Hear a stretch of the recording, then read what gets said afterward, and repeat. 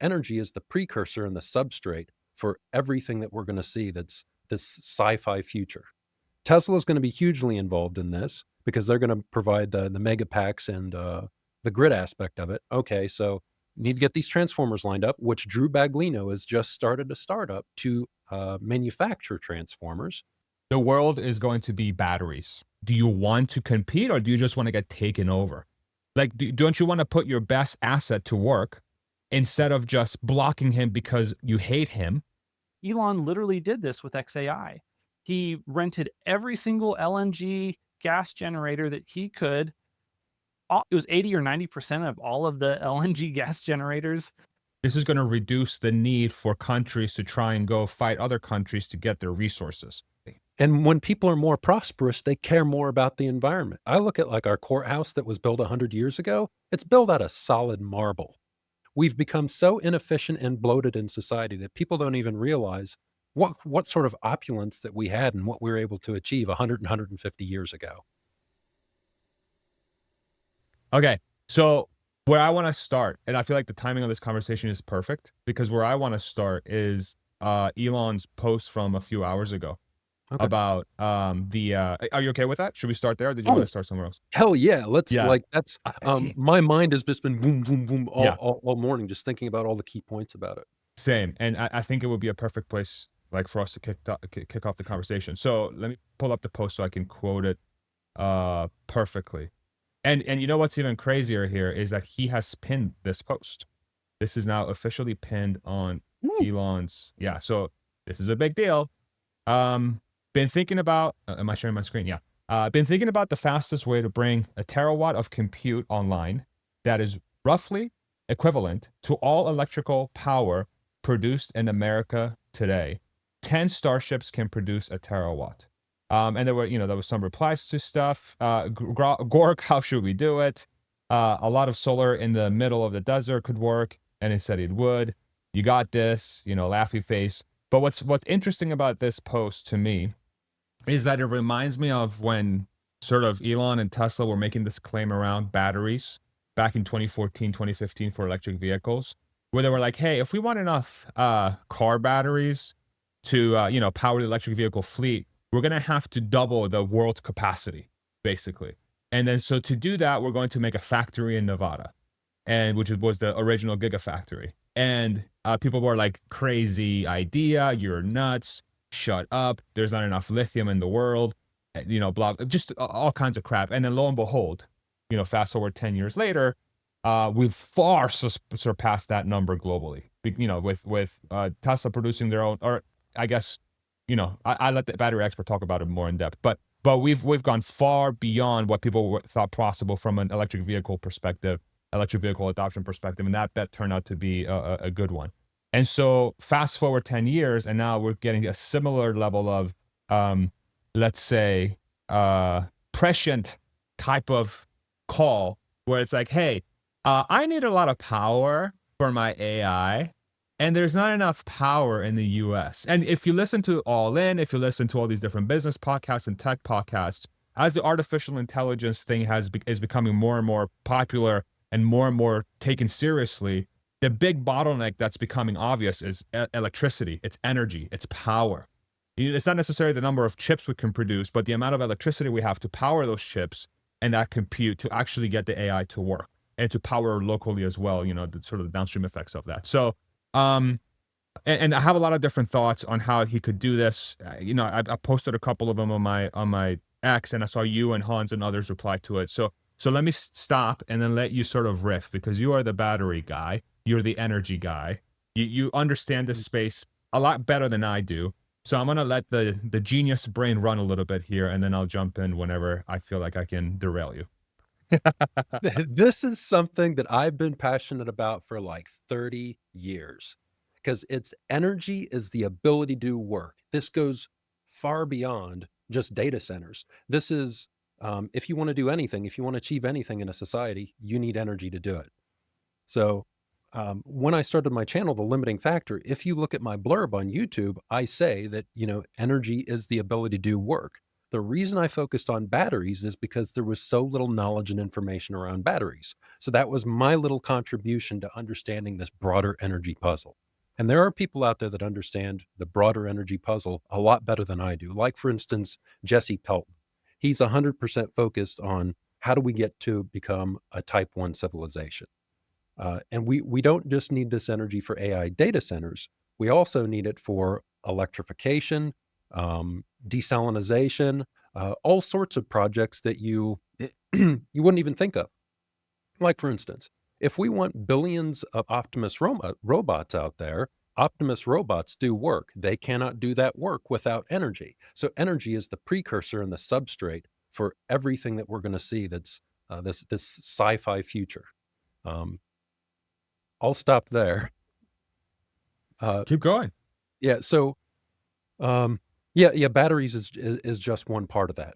So this is such a big and hairy problem. I don't. There's so many places you could start with. How do we generate this energy? What are the best technologies you can use to generate this energy? And Elon is hinting to the fact that it's. He was talking about solar in the desert, and that, in my view, is the best option. Solar plus batteries, but that doesn't get us all the way. You need a splash of natural gas there as well. There's a lot of purists that don't like that, but you can build a solar plus battery system in the desert that generates a lot of power. But if you want the lowest cost power, you need a splash of that firm generation. And this is what the uber renewable bulls that are gung ho on it and ideological about it. They don't like the idea of using any fossil fuels, but just a little bit of fossil fuels dramatically reduces the cost by like 30 to 50%. Just a So little, 5 to can 10%. you walk through that? Can you walk through that? Explain why that is the case. So why does that little bit? Why not just to go all the way with solar? Why does that a little bit matter? I'll give you an example with my house, because I built a solar plus battery system. In the middle of winter, I get, on a good day, I'll get 10 kilowatts of or 10 kilowatt hours of energy generation. But most days it's 2 to 3.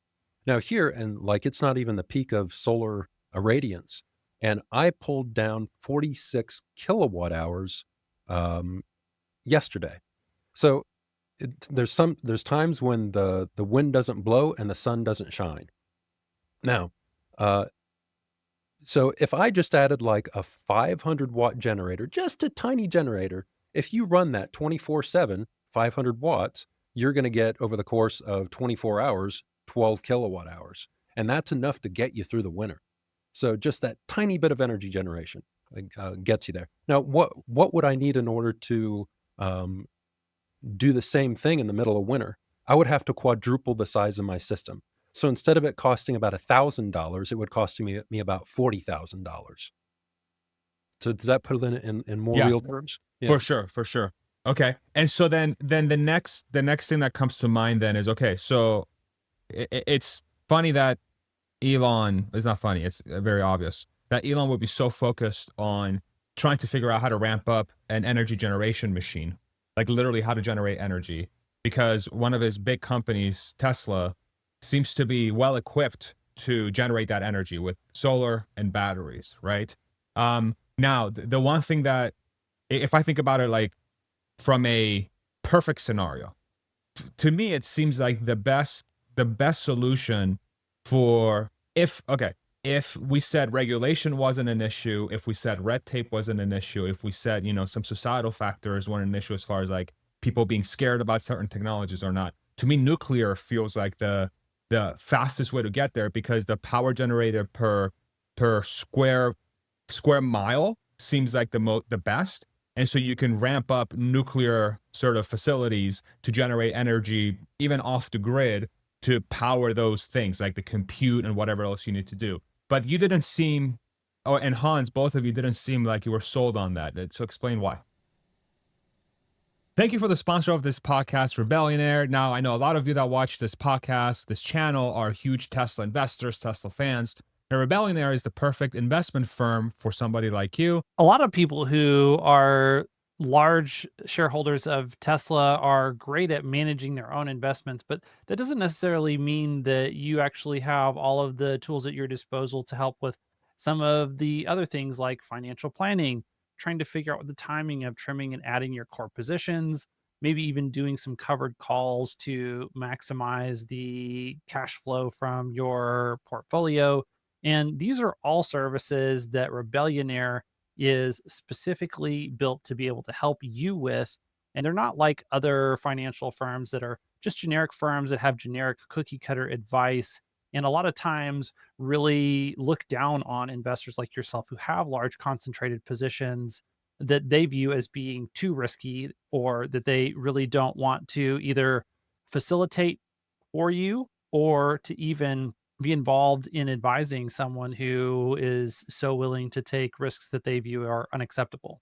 And the reason why you won't get the cold shoulder is because Rebellionaire understands you, because Bradford and Matt, both who work at Rebellionaire, and I'm sure you know who they are if you follow this channel, they're both also retail investors in Tesla. So they understand the kind of research that goes into the story, things like tracking FSD, Optimus Robot, energy, and all the other things related to Musk industry. So if that's something that's interesting to you, go ahead and check them out. Go to rebellionaire.com/Farzad, rebellionaire.com/Farzad. We'll have a link for that in the description in the comment section below. And that's how they know that we sent you. Now, back to the podcast.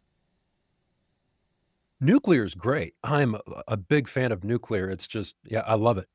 But the speed of deployment for nuclear versus putting out solar panels and batteries is, you can put um, batteries and solar, and with a splash of natural gas, you can get a massive system built within 2 to 3 years. Nuclear, about the fastest you can get it done is like 3 to 5 years. That's best case scenario with an experienced team, etc. And it's not just regulation. People always want to pin the nuclear problem on regulation, but there's more to it than that. There's been situations where the same nuclear reactor was built in China and the United States under completely different regulatory regimes, and it took the same amount of time to build it in China as it did in the United States because of the project management methodologies. Now, the Chinese, over time, they were able to pare that down and make it more efficient. But it takes time to get these people trained and skilled up and understand where the bottlenecks are to build those reactors in like 3 to 5 years. Now, that's with a typical 1 gigawatt nuclear reactor. I think it's called like a Westinghouse AP1000, where a lot of the regulatory, a lot of the parts of that have been standardized to make it go more quickly. Now, if you want to do like a small modular reactor or some of these next generation reactors, well, you also have to factor in the development time, and then on top of that, the time to build the reactor. So I see nuclear playing a bigger role in maybe 5 to 10 years, if the energy market isn't already swallowed by solar plus batteries, because you have two competing cost curves. How fast can we drive down the cost of nuclear, and how fast can we drive down the cost of like solar and batteries? My view, long term, nuclear is going to remain like 10 to 20% of the grid. I don't see it I see it expanding, but only as a proportion of the grid. But that could change in 15 to 20 years if we really get these small modular reactors cranking at a high throughput and producing a lot of them. Because like anything, there's an economy of scale. I'll stop there. That's Okay. a lot to chew on. Yeah. So what's funny about solar is, it often gets referred to as passive nuclear. Because people forget that the sun is a nuclear reactor in the sky. I mean, Elon Musk talks about it, and many other scientists, and it's like literally this incredible energy source that's in the sky we don't take advantage of, right? But now it feels like, so if we sort of kind of walk like the tightrope here a little bit, it feels like there is now a sort of willingness. At least this is the first time I've heard it from Elon, which is funny that we've heard it from Elon because he's so close to the space, that when he says something like this and he pins it to the top of his account, I think people that follow him and his companies very closely, this is the signal that says, okay, this is going to happen. Like, this is now officially happening. And I think that's why you and I are so excited about this, because some sort of corporation of his, some sort of industry of his is going to vertically integrate whatever this means, right? and he's going to bring it to life, and the businesses that he's creating are going to benefit from this thing. And so if we're saying, okay, so it's solar and batteries, then let's say, so do we both agree that very likely that this is going to entail at least 50%, let's say, at least 50%, as much as 90%, well, let's say 50% at least, solar battery combination to get to this goal? Would we Oh, both yeah, agree? 90%. I'd say 90%. above, like, you can do it more than that, and here's the Okay. thing, as solar and batteries get cheaper, you need less Yeah. and less natural gas, Yeah. in order to make it viable. And so I think the primary factor is actually speed, um, and yeah, so 5 to 10%. So let me Speed stop is you there for a second. Yeah, go ahead. So do we have any limitations from a raw material perspective to make this happen? In terms of the silicon for the solar panels, I don't know, but in terms of the batteries, no. Everything like all the bottlenecks that I was seeing in the latter half of this decade have kind of evaporated because more supply has come online and there's been kind of a demand shortfall for batteries. So we can scale like crazy for the next 5 years on batteries. What were the supply bottlenecks you were viewing that are no longer Oh, there? the primary one was gonna be lithium, but when I designed that my set of assumptions for that, I said, "This is only a concern if Tesla really does produce 20 million vehicles a year by 2030." That's not happening anymore.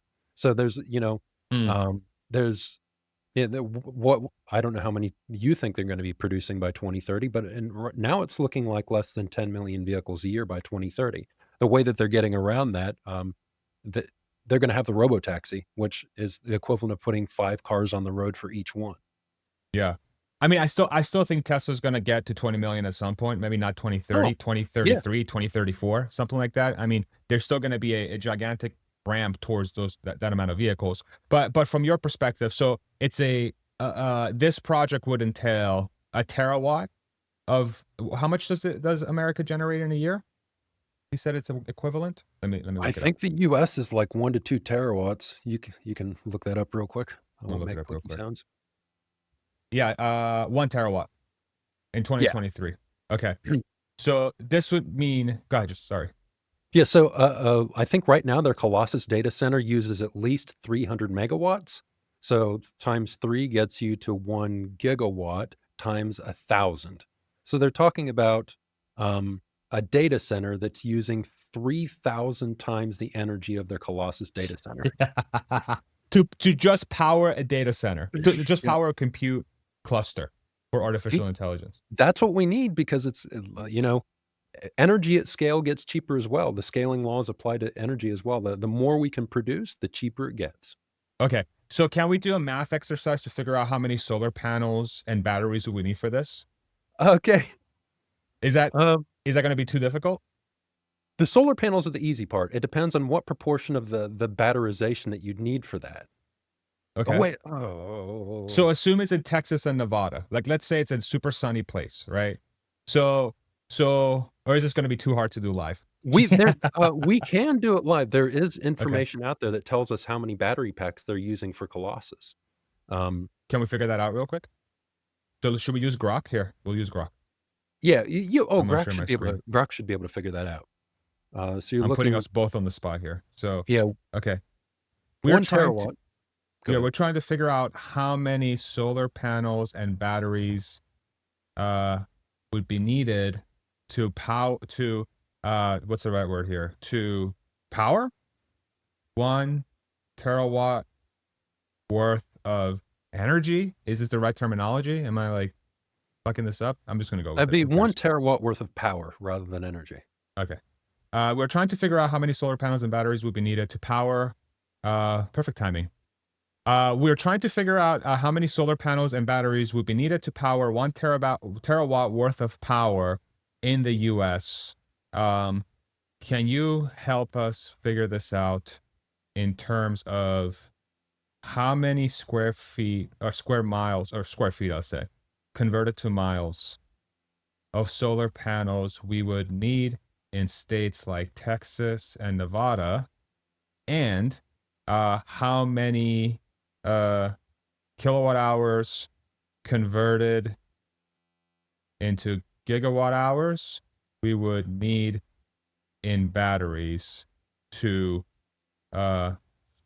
supplement the solar panel. All right, and we'll see what happens there. We're talking about Elon's post today about the energy thing. Hans, can you hear us? Okay, yeah, you're muted. I can hear you. I was trying to get it to put the audio in my headphones instead of through the car, so that Okay. I hope that FSD doesn't kill me. I think I got it. Okay, cool.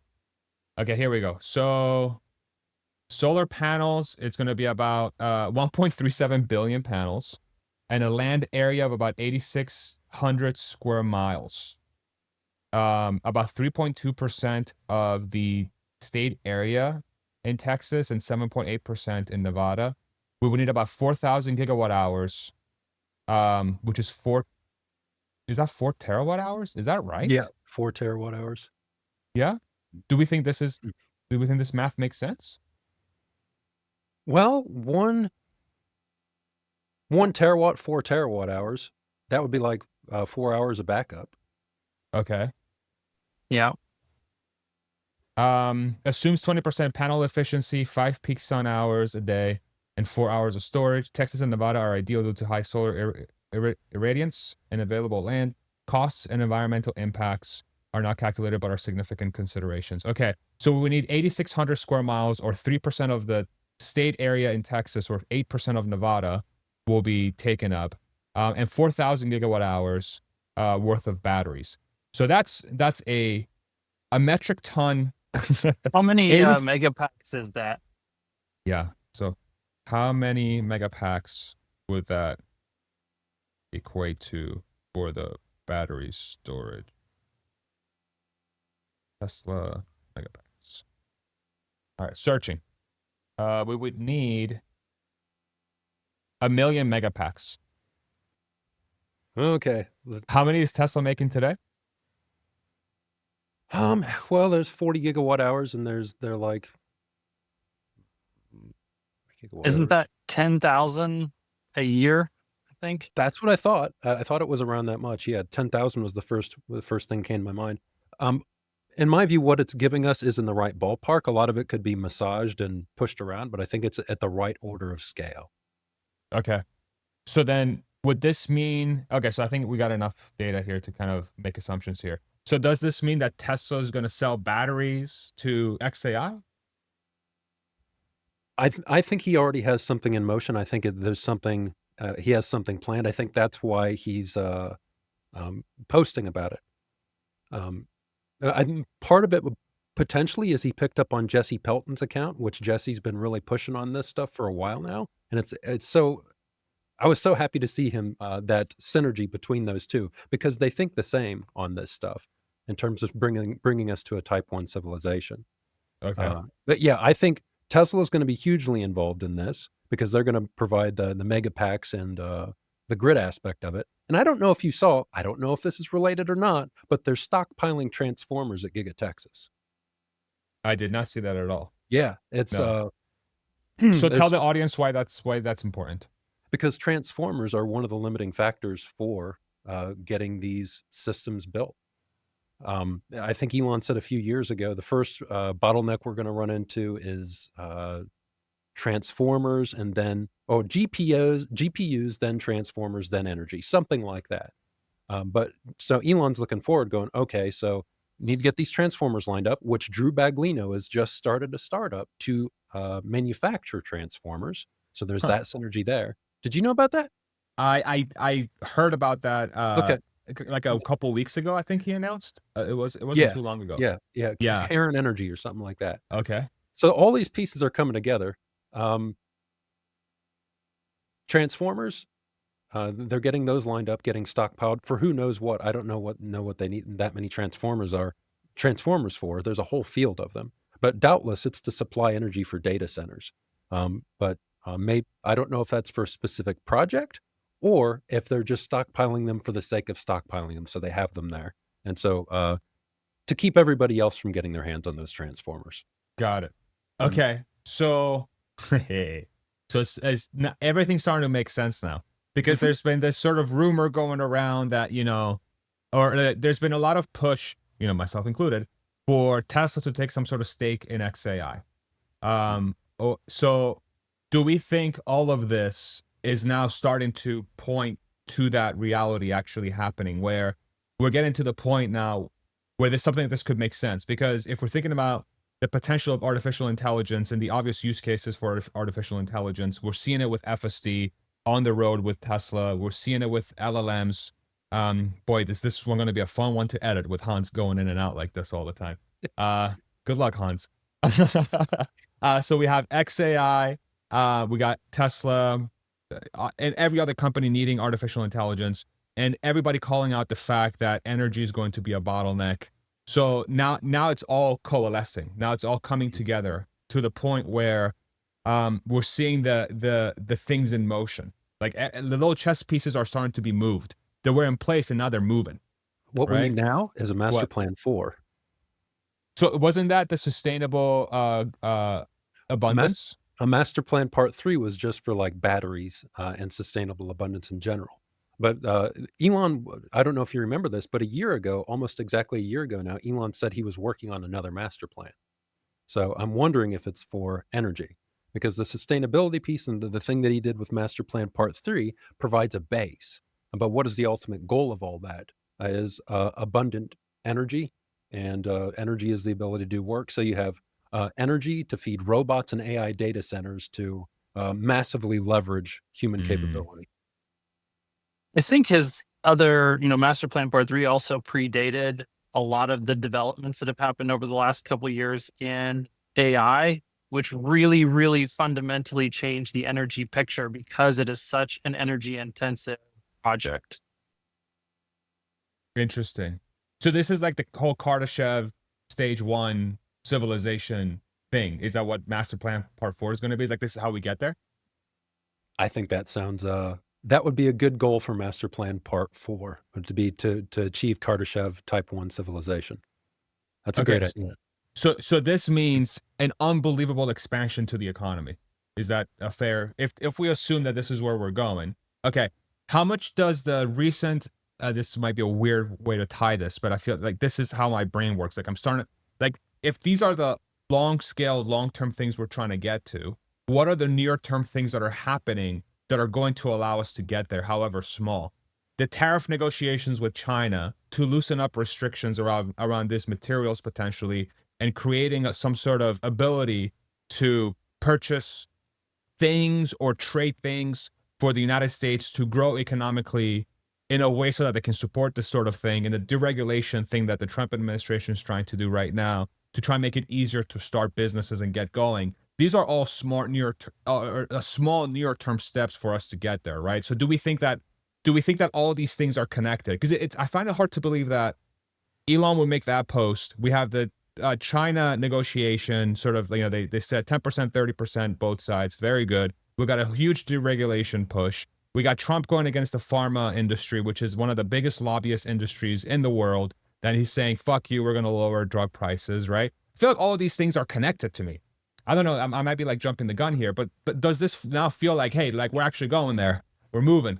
I think what, like, Elon has been very stressed about the trade negotiations and everything, because he's like, Yeah. he's worried about the future of civilization. And if there's a falling out between the US and China, that scrambles all of his plans. So I think he's taking a breath. So I don't know if that's the tariffs and Why stuff. does it scramble his plans? Because if you want to achieve anything in the world, if there's chaos, it makes it a lot more difficult to get anything done. So he's trying to develop a clear picture of the future, and he can't get his crystal ball doesn't work as well when there's animosity between the US and China. And if there was a very severe falling out between the US and China, it could significantly affect his companies because they have a factory in China. So he's like, oh my God, all this work, all these years I put into this, it could all just be brushed away.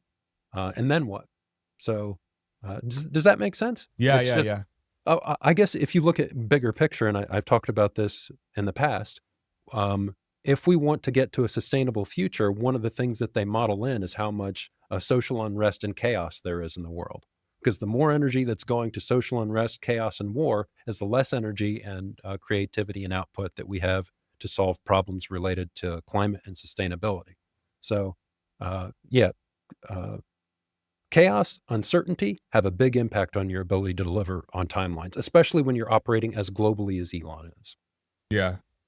And that Uh, makes sense. I mean, and I think that's why markets love certainty, is because they can actually predict the future. It's just Elon is like 10, 20 years instead of like your typical company might be 1 quarter, especially if you're public, or a few years ahead. Okay, so that's fascinating to hear. Okay, so can we pull on the XAI Tesla thread a little bit here? Um, so the post directly points. Okay, so is Tesla going to benefit from the compute first? Is XAI going to benefit from the compute first? Which company is going to benefit doesn't matter. So how are you thinking about this whole XAI Tesla thing now that he's made the post? I guess the first thing I was thinking that mine got stuck on a couple minutes ago when you're talking about the tariffs is there's one thing that's you know Tesla has been working on building a battery supply chain that's completely decoupled from China. So that's, I guess, one of the reasons why I don't think they would be as concerned about what's going on with China from the materials perspective, because they're developing a completely separate pipeline. Hmm. So Tesla's automatically going to benefit from that. The West and the United States are automatically going to benefit from that, and it's going to provide a stable base and more certainty in the face of whatever happens. Uh, So, yeah, as always, Elon is, um, it takes him often quite a bit longer to do things than people think because he does it right from the beginning. He goes, all right, what are we going to need in the future? And we don't want to be dependent on anybody else for battery materials, etc. Yeah. It would still have impacts of falling out with China, but they have built an alternative supply chain. So, if this, I would say Tesla benefits first because they're already putting these batteries into vehicles and things like that. But have you ever built out a technology tree on one of these civilization games? Yeah, but I always lost because I Yes. didn't do it well. So that's the way I think of it. Elon, he sees the Okay. technology tree in his head and he's like, this for this, for this, for this. So it's not necessarily of which company benefits first. He's working towards an ultimate goal of a type 1 civilization where everything is abundant. What are the technological pieces we need to do that? Is somebody else doing them? If they're not, can I do it better? So batteries, mega packs. Uh, if Drew wasn't building transformers, I think Elon would be doing that in house. And it's funny because the Drew move, it's, again, all these are connected somehow.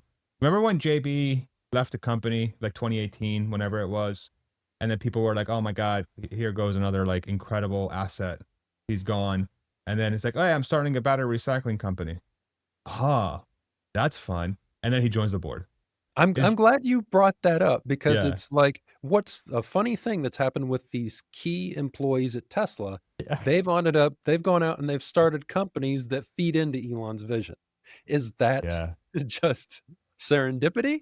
Or do these guys go, you know what? I don't want to do this in Tesla. Could you go make a startup that does this? I don't really want to divert our resources to that. Yeah. I mean, it could also be that these guys recognize, they are very close to the Musk business empire, and they Mm, know where it's going, and they very obviously see the bottlenecks because they have to talk to the guy creating the bottlenecks 24/7. Like mm, Elon is single-handedly creating these bottlenecks, right? Like the transformer bottleneck, the power bottleneck, the battery bottleneck. It's all because of Musk industry. So if you're a smart businessman, an entrepreneur with the American spirit, let's say, or the Chinese spirit, whatever, whichever countries are out there trying to make shit happen, y- right? That are out there, you would see that, be like, okay, if I can solve this problem that I know we're going to face because of what's happening with Musk industry, I'm going to be not only incredibly successful as an entrepreneur, and I'm also going to hate myself 99% of the time because of how hard it is, but I'm also going to move society forward big yeah. time because I'm going to enable for these changes to happen. I just think a lot of these executives see what's happening and they can't help. And if you're going to be a Tesla executive by default, you're going to be wired a certain way to want to create these things.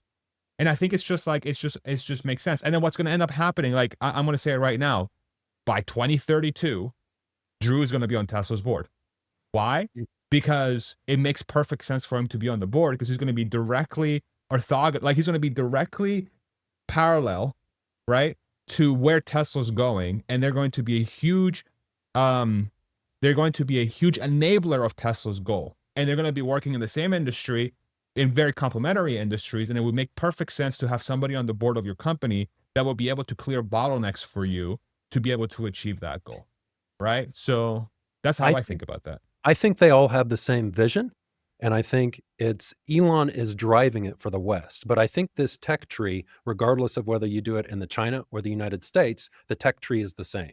Except there's only one person in the West who's driving it forward, and that's Elon. So I don't think they're necessarily doing it because um, I think they're starting these companies because they have the same vision as Elon, which is ultimately this type 1 sci-fi future Yeah, civilization. yeah, fair enough. They see the same bottlenecks, and Elon just happens to be driving it more for the West than anybody else.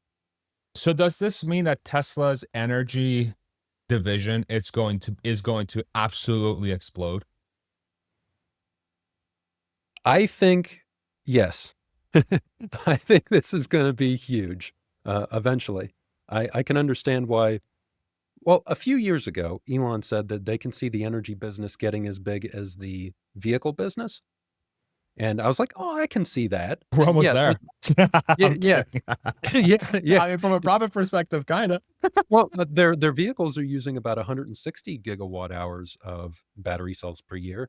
But yeah, 160 gigawatt hours. The energy storage is already using 40, and they have 2 other factories planned. That's So that's gonna crazy. bring the batteries almost up to parity in terms of gigawatt hours consumed here soon.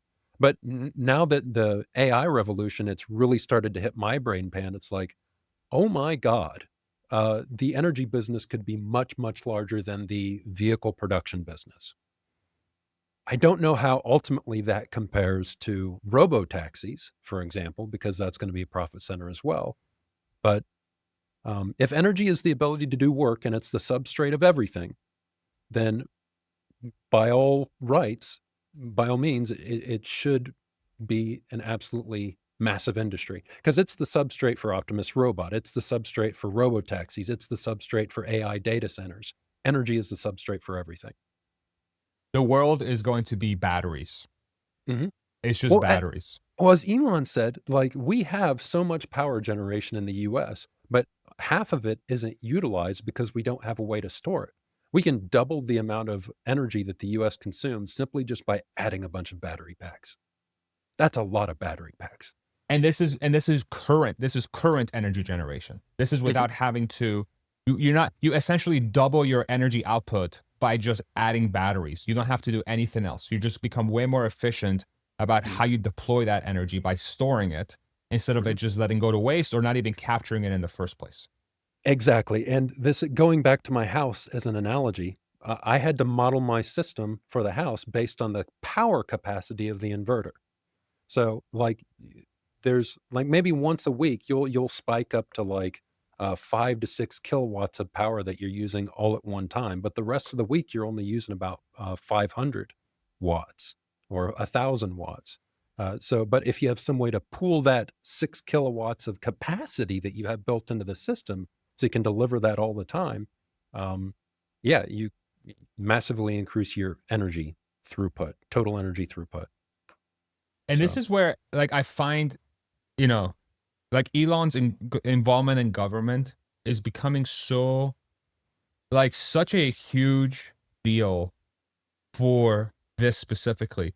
Because what are the chances that he runs into bottlenecks that are arbitrary or purely political if he is not part of the, let's say, administration to push this forward, right? Like, how much of this would have been realistically possible at this scale if he didn't have some sort of way to, for lack of a better word, directly influence the US government to ensure that they're enabling this instead of being, like blocking it. And you can already hear the people that hate Elon, they'll say this is insanely self-serving, this is crazy, this is corrupt, etc., etc. The other side of it, which is where I would come from, is yeah, but China's doing this anyway. Mhm. So it's like, do you want to compete or do you just want to get taken over? Like, don't you want to put your best asset to work instead of just blocking him because you hate him? And then you end up just giving up your entire lead and everything you've worked towards for the last 250 years to a competing government that has a directly opposite view of how civilization should operate versus the United States. They want total control, and then they want control for the collective, and the United States wants control for the individual, right? Mhm. So it's like, do you want to give that up? And like that's the conversation, right? I mean, I could be wrong, but that's how I frame the conversation. So how much of his involvement in government is like so directly tied to actually achieving this long term? Because you're going to have to allow these companies to go to work. You're going to have to make some tough decisions around regulations to make this happen.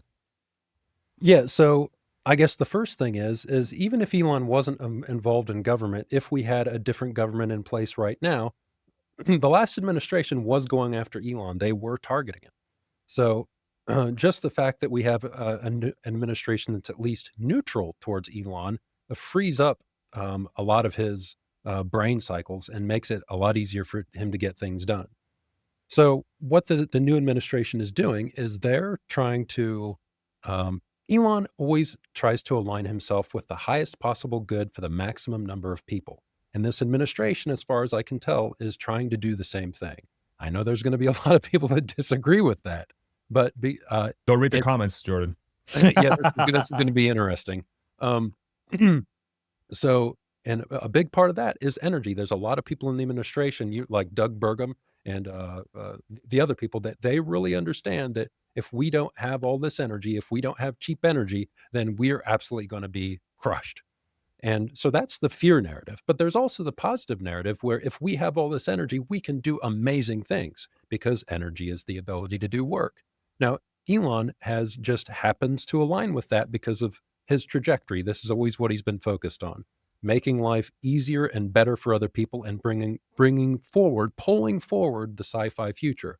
So Elon is going to happen to benefit from a lot of this simply by virtue of where he's aligned himself. But I don't think he's going in there, which a lot of people think he is, that he's not going in there trying to uh, wangle things and strong arm people and manipulate things to benefit himself. He's looking to benefit society, and so is the administration, and they happen to converge, and they're going to as we've seen, there's a synergy there and they're benefiting each other. Hans, let's bring you in since you've made it to your studio. You're done running your Uh-huh. errands. Thank goodness. Driving an FSD, I hope. Yeah, and I Yep. know you were listening to a big portion of this. By the way, Hans got his new car. You want to tell the crew what you got, and then tell us what you're thinking about this. Oh, it is awesome. So I was able to pick up a used 2024 Tesla Model 3 long range dual motor directly from Tesla with FSD already purchased. And it had about 2,000 miles on it. There's a couple of really minor paint dings, but like other than that, it's practically a flawless car. And to be able to get, yeah, I think it was one of the last ones. If you go on Tesla's website right now and you look at their used inventory, whether it's Hardware 3 or the AI 4 cars, they will offer a 3-month free trial of FSD, but you can no longer find them, or at least not that I'm aware of, that actually have the full FSD package purchase. So I think I'm excited to have that car. I'm excited to have got it at that point in time. I had been watching inventory and I saw the numbers of cars with FSD on it just instantly go almost to zero in the month of March. So I knew I needed to go ahead and jump on that. But B, I think this is a very good signal for FSD that Tesla is thinking about the way that they're going to monetize this differently now than they were last quarter. And so, anyways, that's an interesting signal, but kind of an aside for where we're going with the conversation. So, yeah, I'm very, very interested in how Elon is thinking about this, and I've enjoyed y'all's comments on this today. I, especially when it comes to China and the United States and the relationship of China and the United States as we progress, I think that, I wanted to add some commentary there.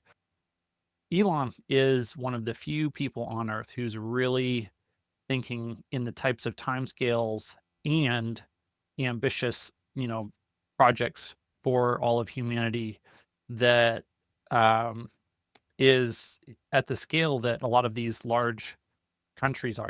People always say that China, they think in 100 or 1,000 year terms. Um, Lee Kuan Yew, the uh, leader of Singapore, he famously thinks in these types of terms. Elon is one of these people, and he's building a, to Jordan's point, a tech tree ecosystem that puts him at the center point, or at the center of controlling an ecosystem that is going to be, it already is one of the most powerful ecosystems in the world. Potentially, it's much more powerful than many nations, and it won't be very long before it rivals the size, power, scope, and capability of both the United States and China. And one of the things that I'm excited about is the fact that because Elon has that type of long-term ambition of what he wants us to achieve going out into the stars, that I think that that perspective and his ability to command respect and um, be involved in the negotiations between the United States and China is going to be a very powerful positive forcing function for humanity. That China can't just push over Elon Musk. The United States government even can't just push over Elon Musk. A lot of people are going to hate that. They're going to be like, who the fuck does this, billionaire think he is? Why does he get to do this, that, and the other, blah, blah, blah. He'd be Um, trillionaire by that point. he will be. And, those people should continue to criticize him. Like, they should have their voice and their ability to speak that. But my observations of him over the last 10 years tell me that I want someone who's thinking in terms of the projects and the ambitions for humanity in the way that Elon is thinking about them. As we like, the development of this tech tree is an incredibly dangerous and perilous activity. We've already developed nuclear arms that have the capacity to wipe out all of humanity as we know it today. And that really ups the ante on the types of safety risks that we're engaged in. And then if you talk about things like bioterrorism or humanoid robotics or just drone warfare in general, artificial intelligence, like all of these things have amazing capacity and potential to be incredible long-term drivers of human well-being over the long term. But with that power also comes risk. There's no such thing as, a pure positive technology that doesn't have the capacity to be used for both positive purposes or negative purposes.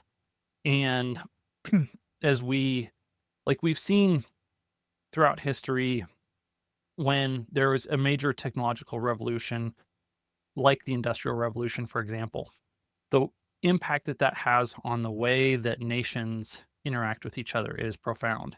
And you can, like, World War One is a classic example of, there were all these militaries that had been built up under previous eras before the invention of the machine gun. And then we get into this crazy arms, not only arms race, but armed conflict in World War One amongst all these nations. And then it just immediately becomes clear that everything that military might and power had been based on up to that point was absolutely null and void. And now the machine gun was going to be one of the dominant factors on the battlefield, and it shaped the outcome of that conflict. And it was such a gruesome war because the machine gun was such a powerful killing machine, and there weren't the types of defensive um, technologies in place to help shape or to help preserve human life in these conflicts. And so it's just, throwing meat at the meat grinder essentially. And the reason that I'm talking about that is because drone technology and drone warfare has the potential to be like that again. And as the United States and China enter into this great power conflict, and hopefully it can just be competition where we make each other better. But there's always the risk that it could get worse than that. That um, the perspective, the safety, like the realistic experience that Elon has building the technologies, having the ambitions that he has, and the deep knowledge of the technology that he has, I think will help to mediate all of the forces that we're going to be going through that involve so much risk, for geopolitical factors, the war between, like, if there were to be a war between the United States and China, I think he's one of the best um, chances that we have to prevent a war between the United States and China by getting both sides to understand the uh, absolutely terrible consequences of such a thing at this point in time, and and then also to have power. Like, he's developing some of the technologies that will be key in shaping what those conflicts would look like, and so by way of all that, I really think that um, he's got a good shot of keeping humanity on the right track towards these, incredibly ambitious and beautiful plans for going out into the stars. And you can't do that if we accidentally annihilate ourselves here in the next 20 years trying to get there.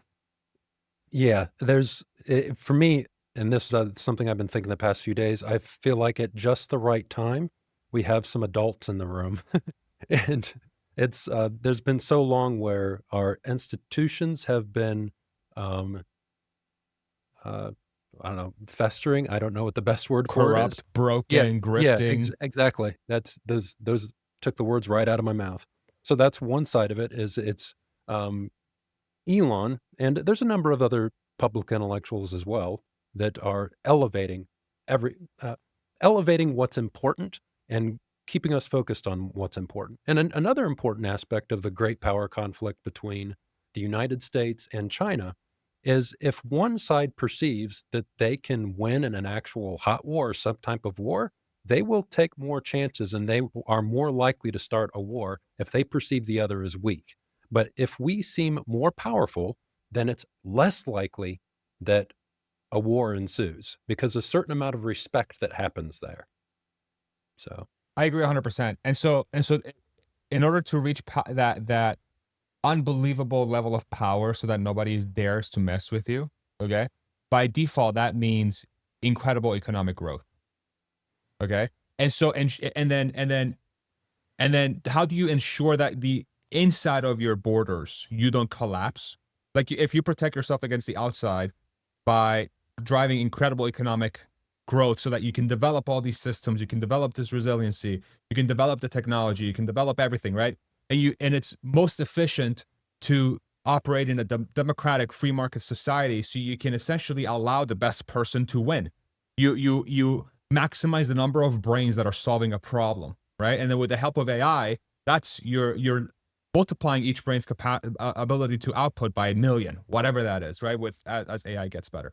So given that that's true, then by far the most smart way of making the United States as powerful as possible, which is kind of unbelievable. Again, if you go back to the founding of this country, how prescient these guys were, like the founding fathers, with democracy and separation of powers and everything.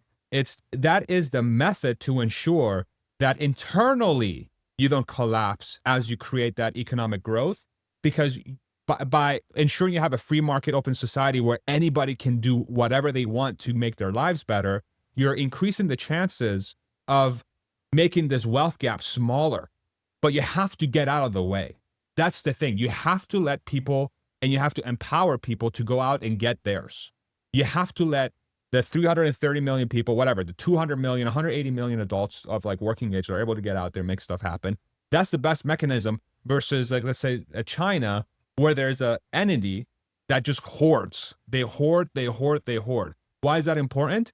You lessen the chances of the people that live in that country to revolt, right? And we've seen this time and time again. When the wealth gap gets too big, doesn't matter how much money you're making, it's all relative. If the bottom 80% sees the top 20%, the top 20% is going to the freaking moon, literally, and Mars, and the rest of us are like, eating from dirt or whatever the equivalent thing is, that's a problem.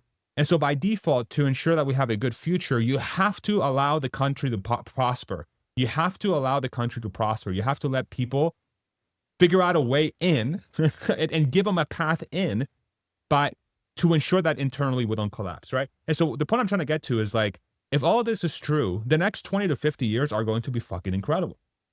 they're going to be incredible.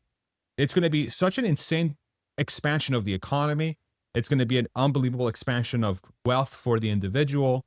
But the next, like, it just feels like the next couple years, honestly, feel like the most important period that we've had in a really, really, really, really, really long time. And I know, like, people draw the parallels of, like, and I'm thinking about, oh, this is political mumbo jumbo. It's like, oh my God, this is as important as 1776. This is as important as blah, blah, blah. And the more I think about it, I'm like, listen, so with the advent of artificial intelligence, with the advent of China's supremacy, okay, and completely changing the world order, Ray Dalio has been singing this from the rooftops for the last, 10, 20 years or whatever it's been, okay? We're in it now.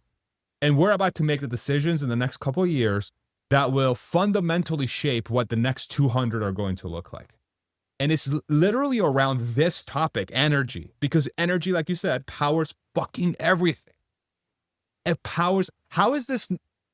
Am I losing my, like, tell me if I'm being too dramatic. Oh, no, Am no, I? no, this is Okay. like you think of Fermi's paradox that civilizations go through gates and that they have to pass through, and some civilizations probably didn't make it through those gates, and they annihilated themselves. So there's been several gates that humanity has passed through over the past, well, 4 billion years since we were bacteria. There's certain things that happen, this golden thread that's lasted billions of years to get us to the point where we are. And we're at another one of those places. And for a while there, it seemed like everything was not going quite the right direction. But now it seems like, everything is coming together at the last moment. It's like being in the best movie ever, The where it's like, simulation. yeah, it's like Yeah. there's a series of unlikely things that had to happen, and they seem to be happening so far in the right way. Yeah. So, Yeah. yeah. I think the focus on energy really, it brings up this tension between regulation and deregulation and the public sector versus the private sector at a time when, those, like, we've been having those debates in this country for hundreds of years now around all kinds of different industries. And this being the most important industry and this being one of the most important times, I do just want to go back to what you said about the founding fathers giving us this process. Like, if,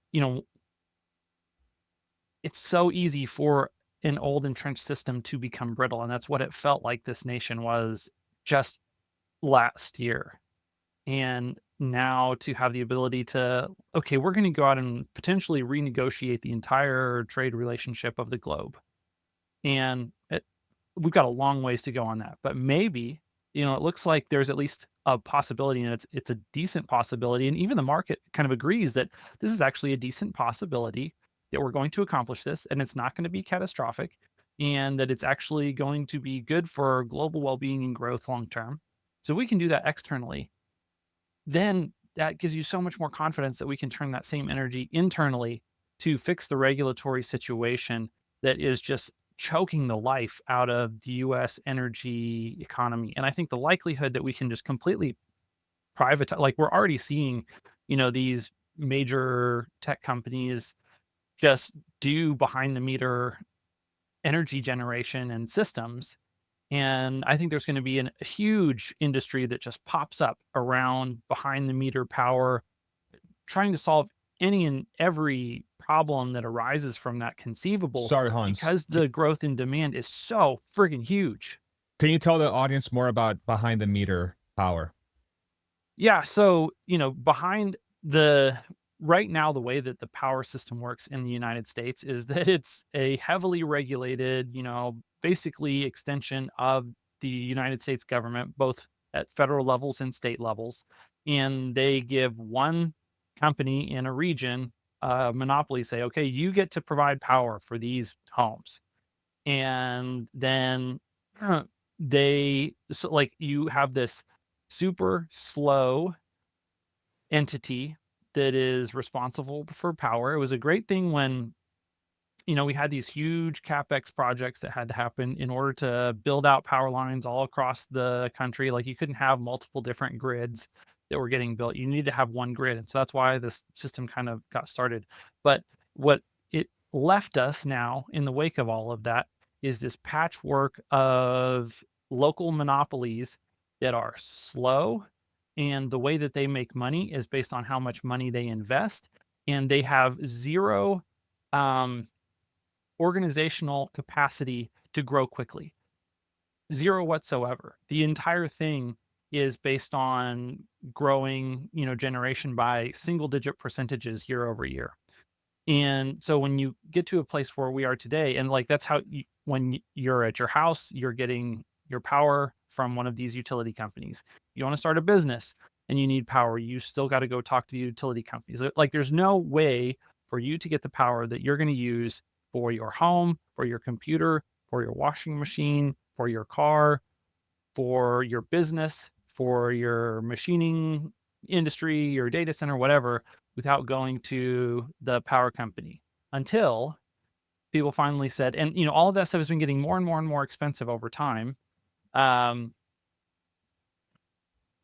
Now we have the ability to say, you know what, I'm just not even going to connect to the grid. I'm just going to make my own power. And I'll bet you I can make it cheaper than you can sell it to me, Mr. Utility Company. And um, and maybe you can't do that at your home yet because it's really expensive to get the system unless you live in a place where power is just really expensive.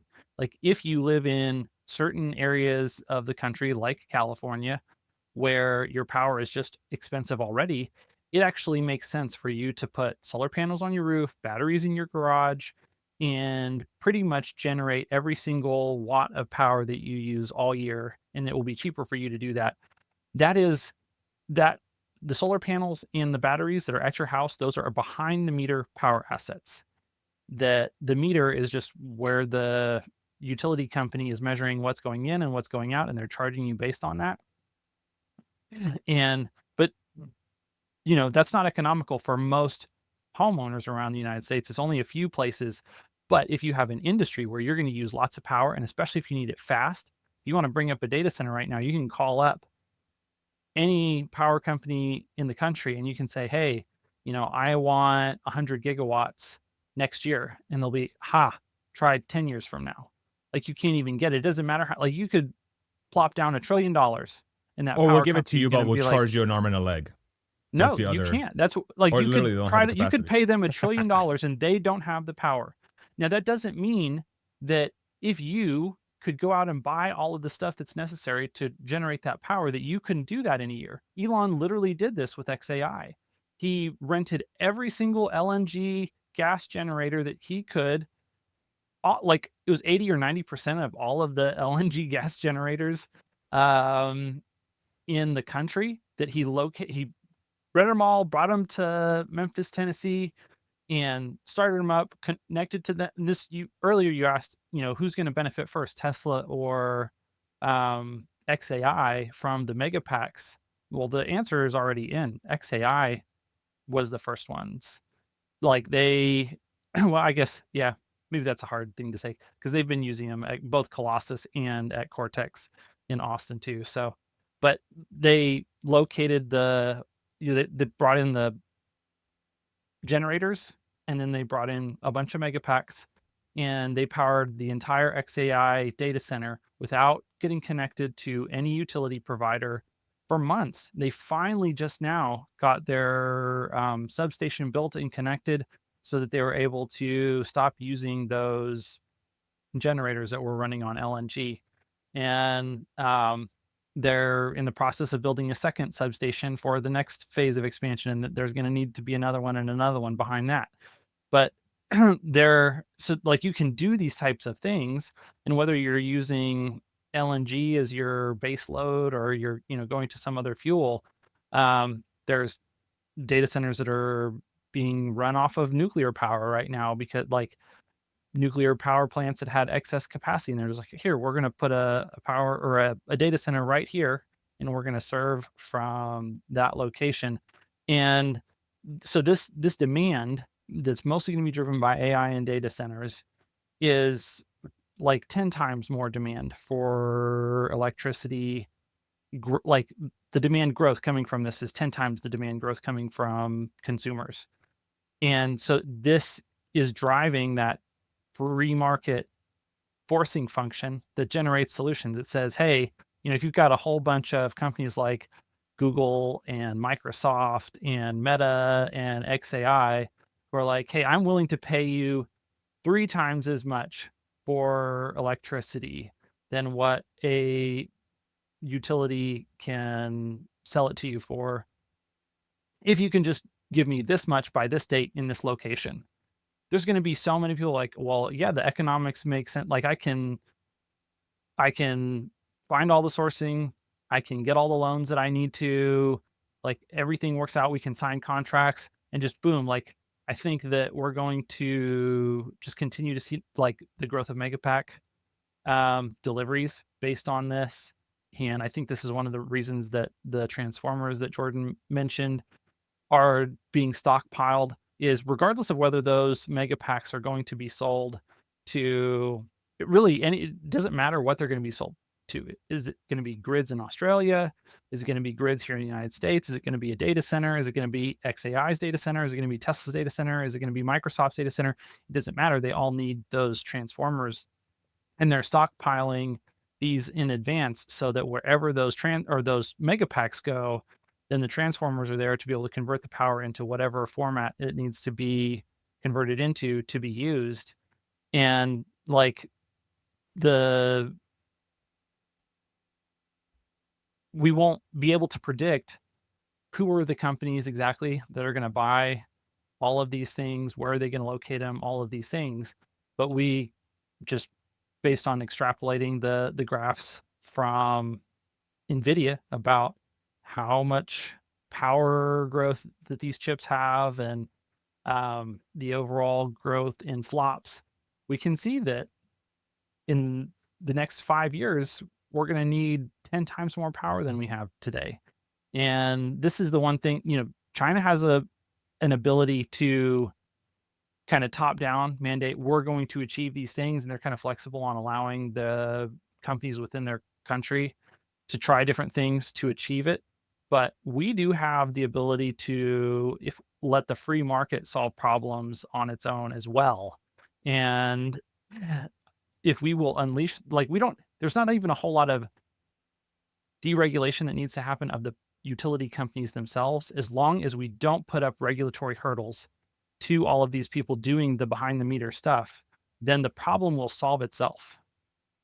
And there's there's more than one ways to solve a lot of because the grid is different in different parts of the country, and sometimes an on-grid solution will work, or a system that's tied to the grid, or something that's off-grid is best. One good example of that is there's a company, Invenergy or something like that, that announced yesterday that they're building the largest transmission line in U.S. history. And this isn't something theoretical; they're already putting out the contracts for this. So they're building a transmission line from the Midwest or the deeper Midwest, where they're producing tons of wind power, for example, and they're building a transmission line out east to Illinois and Indiana. So that's going to be able to support dozens of data centers. So you have there's transmission line solution to it just by shifting power around. To give you an example of that power differential, here in Ohio, I pay about 13 cents per kilowatt hour. Out in Iowa, my sister is paying about 8 cents a kilowatt hour because of all those wind turbines. So transmission is a solution. Batteries are a solution. Transformers help solve the problem. There's different ways you can architect these systems to take different advantages of each one of those. And the last one, what was I going to say? Oh, natural gas generators. They're sold out for like the next 3 to 5 years. So there's bottlenecks all over the place. So it's like, how can you take the materials that you have to build a system wherever it is? It's like a Lego set. So imagine what's going on in Elon's head right now is what's fundamentally the fastest and cheapest way to solve this, given the constraints that I see. What constraints do I need to attack and when? What's the sequence that they're going to occur? And ultimately, what's the best long-term solution? Yeah, I think nuclear is one of those solutions, but not immediately. So I don't think that's top of his list. I think he's pushing hard on solar and batteries. You know what's interesting about this whole behind the meter sort of discussion for me? It's like, talk about the perfect use case to figure out how to power a city on Mars.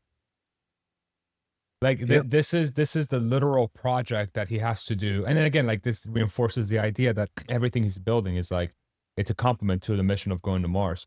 This whole thing.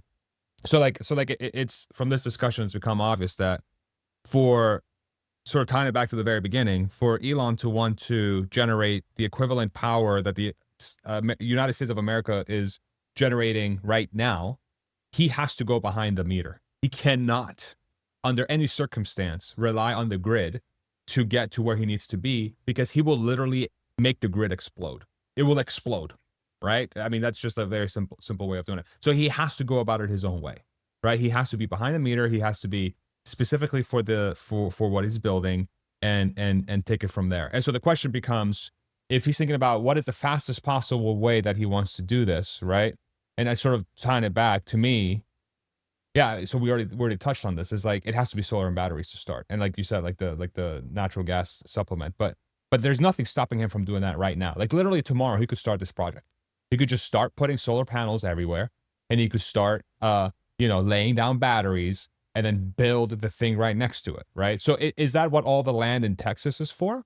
I think You know? Colossus was a trial balloon. I think what he's doing with Yeah. these data centers is he's learning. He's going, all right, what were the bottlenecks I encountered when I built Colossus or Cortex? And how do those problems evolve at scale? I So would I agree with think, that. Go yeah. ahead, Jordan. So yeah, it's the Southwest. People have already done papers on it. Like if you go to Northwest Texas and you go more to there's a lot of empty space out there with a lot of sunshine and not much clouds. That reduces the amount of natural gas backup that you need because the power is more steady throughout the year. It reduces the battery backup that you need.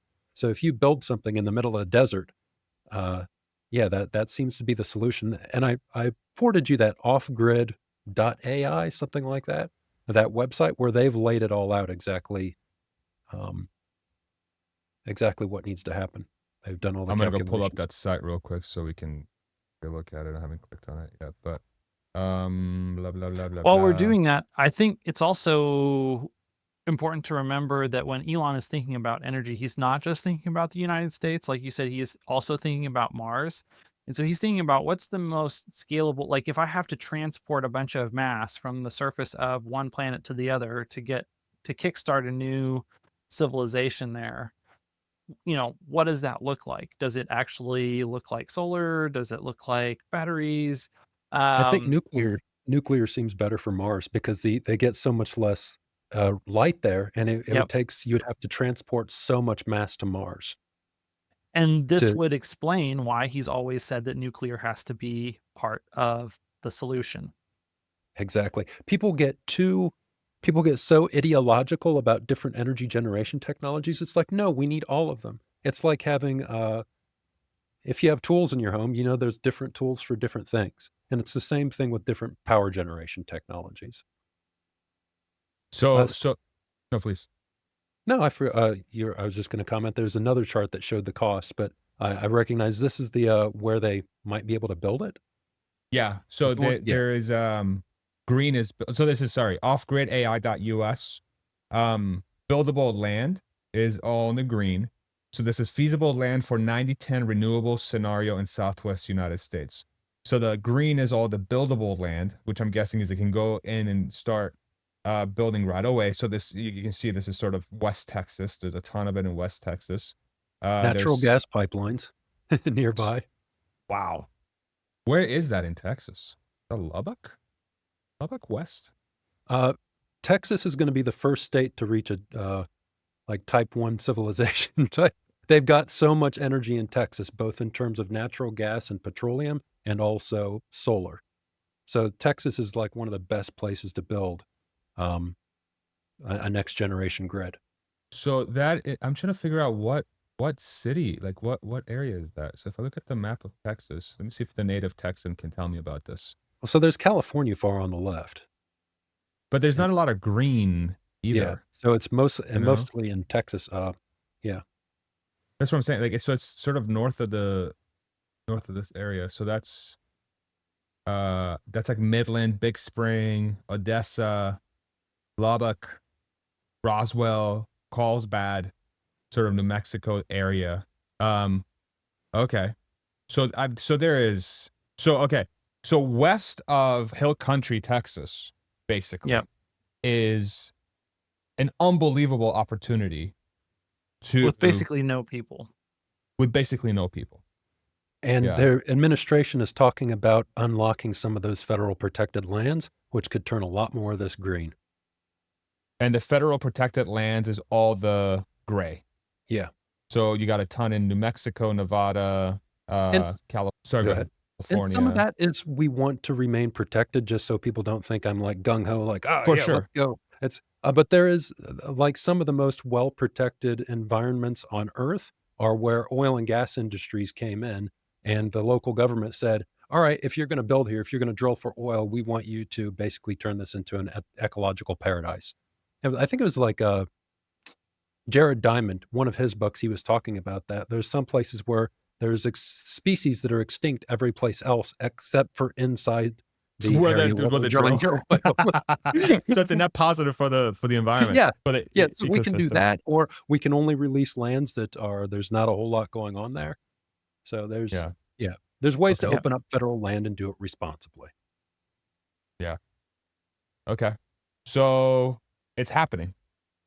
Oh, yeah, I think so. I mean, all the pieces are in place. It's kinda like with, the Optimus robot. It's like, well, yeah, of course they're gonna do that because they have everything they need to create an Optimus robot. And Elon's like, "Well, 1 terawatt of energy to supply data centers, we pretty much have everything we need. We have the Avengers together to do that project." Yeah. Yeah. So does this mean that Tesla, we should expect them to ramp 4680 production like 100-fold? So how do you think about that? The 4680s, to me, it doesn't make much sense to use those for grid storage because it's, for like a mega pack, you wanna use as few cells as possible to reduce the production cost. They can use 4680s, but prismatic would be better.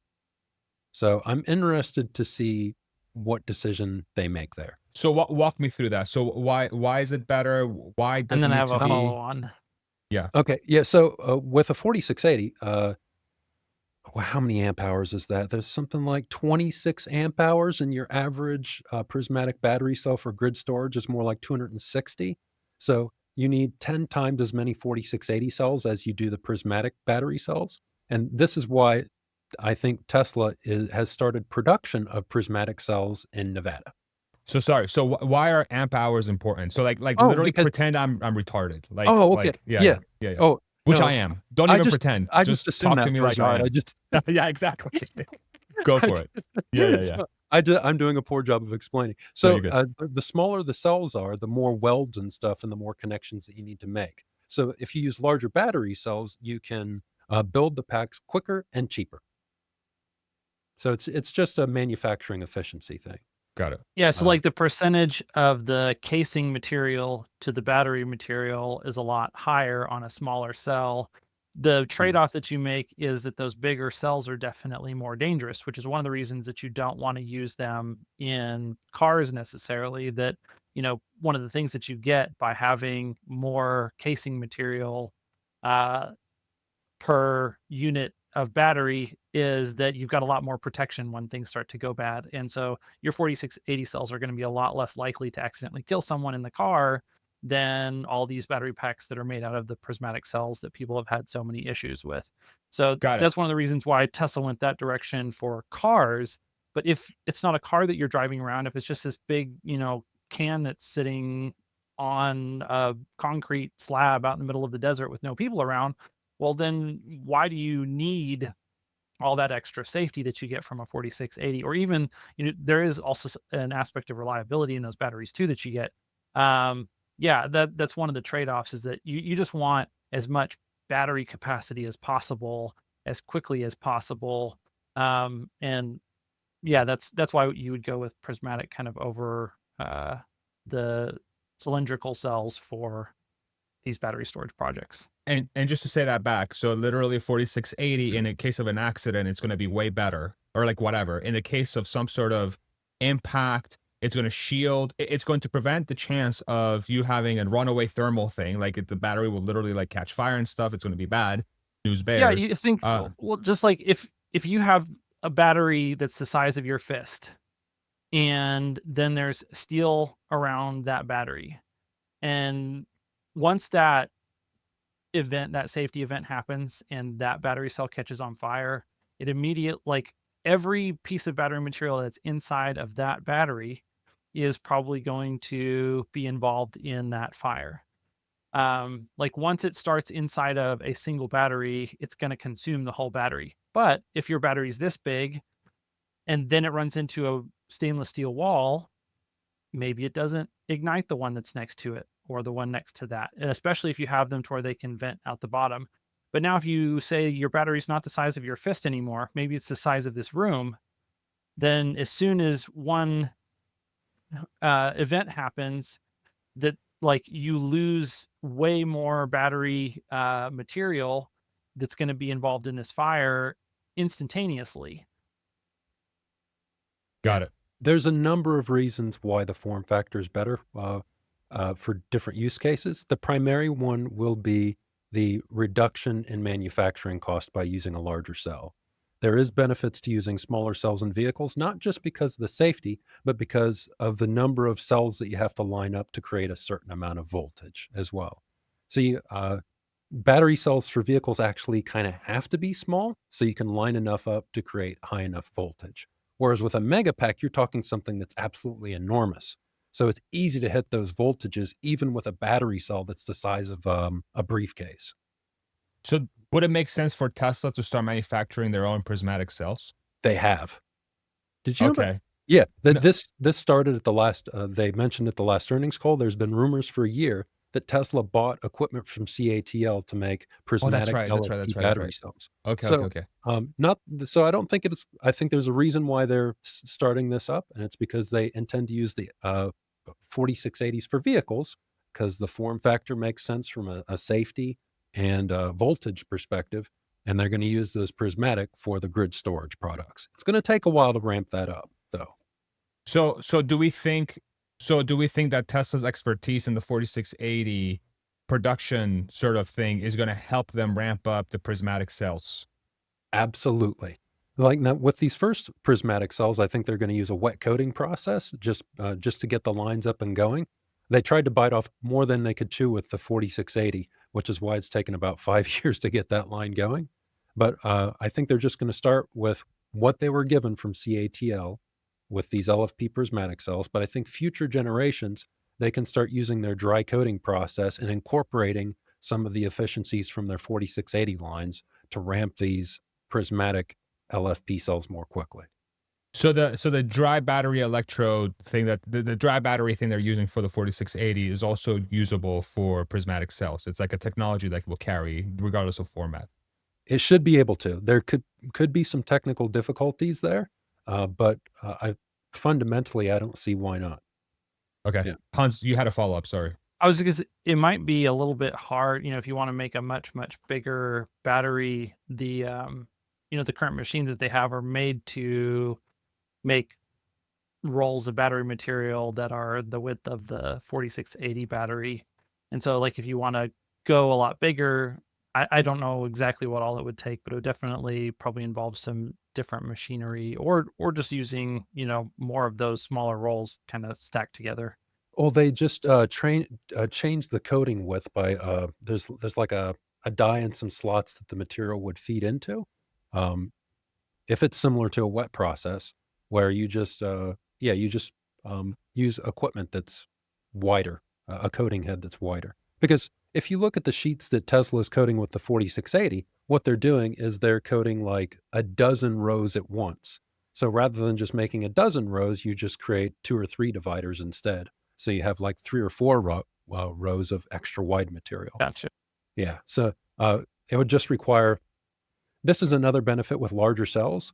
Say if you have a cell that's 4 times larger, you need 4 times fewer cell cans, you need 4 times fewer filling operations, you need 4 times fewer tabs, etc. So it just the larger you make the cell, the fewer number of operations that you have within the cell, and also the fewer number of operations constructing the pack. So So large. sorry, go ahead. No, you go ahead. So okay, again, I'm putting you on the spot with these math questions, but per kilowatt hour, what's the cost reduction of prismatic versus 4680? Like, how much would you save, like total cost? And is it like a 10% reduction, 20% reduction? I don't know, would be the short answer. Yeah, there is some cost benefits to cylindrical cells as well. So I don't know how all that would play out at the pack level with megapacks. I imagine it wouldn't be huge. Um, I can't imagine it would be more than like 10 or 20%. If yeah, Got it. But but the ramp would be, so would it be easier to ramp a prismatic cell? Would it be easier to, like, all things considered, if Tesla said was at the level of manufacturing capacity knowledge for the prismatic cell versus the 4680, which one's easier? the reason the 4680 is difficult is because they've incorporated so many new technologies into that and the new coating technology. But if you're saying like for like with the same manufacturing lines, just putting it into a different form factor, I don't see why it would be. I would assume it would be about the same because each of them has its own little unique quirks and problems. But overall, um, But it's the the same cost to bug. manufacture the prismatic will be lower because you have less materials going in per kilowatt hour. Well, you have less components per Less kilowatt components. hour, less Yeah. welds, less components. It's just, it's kind of like when you buy something in larger packaging, it's cheaper because they had to spend. That's probably the easiest You way get to a put. 6% pallet discount, Yeah, basically. exactly. That's Okay. a good way to put it. Yeah, or like you go to Walmart or something. You buy 50 gallons, a 50-gallon box of something versus a 1 gallon. That sometimes, like the price difference is only double, and you get 10 times more because so much of the cost went into the packaging as much. Now, it won't be that great with prismatic, like you see at Walmart. It would be more like maybe 10 or 20%. I don't know if there's somebody who knows the answer to that question, like Lars Leesdahl from Rystad, let us know in the comments. Okay. He's somebody who So, might know the answer to that. but I guess the takeaway here is that it would behoove Tesla to really go in to this prismatic cell manufacturing process if they want to long term really capitalize on the stated goal of trying to get to 1 terawatt hour of power generation, which is going to require, what did we say, 1 million megapacks. You're better off having those 1 million megapacks with prismatic cells in 4680s. They need to get to that. Elon said in the past they need to get to 1 terawatt hour of battery cell production in the US. Yeah. That's where they need to get to because I think earlier it said they'd need like 4 terawatt hours. So that's It's four. Yeah. 4 years of production at 1 terawatt hour. Got it. That's Okay. in the right ballpark. Not exact, but it's close enough. Yeah, it's But like there, 100 years of just lathrop manufacturing capacity. Yeah. but they would need to. It makes sense for them to do it with prismatic instead of 4680 because of everything we talked about, right? It Yeah. doesn't. And that's what You're they're not. already using for megapacks is prismatic. Got it. Okay. Got it. Yeah, so Perfect. what they're doing is they just continue to use prismatic, except instead of using those from China, they would use those, produce their own in-house. Now they Got it. can use the 4680 for megapack. It's just it's not quite as efficient. Uh, Basically, it's better in the long run to invest this time and energy to ramp these prismatic lines. You have to think like Elon. What can I do today that even though it's going to be harder, it's going to make things easier 10 years from now? And that's why they started the prismatic line. Okay. Um, and then for those prismatic lines for the mega pack, you're not going to need any rare earths for that, right? It's just going to be lithium. You're not really going to need any like super. Okay, I'm going to shut up and let you go. Well, So then, here, no, let me Yeah, redirect yeah. us here because this is the follow-up question that I wanted to ask you, Jordan. mhm, When it comes to chemistry, what, like sodium ion versus LFP that- for battery storage over, say, the next 10 years, what do you think is going to capture the majority of the next 10 years worth of production? it's going to be LFP. But like to your point, I'll answer both your questions. So Farzad's question about rare earth materials and things like that. If as long as they're using LFP, that's not an issue. They'll be able to get the materials they need.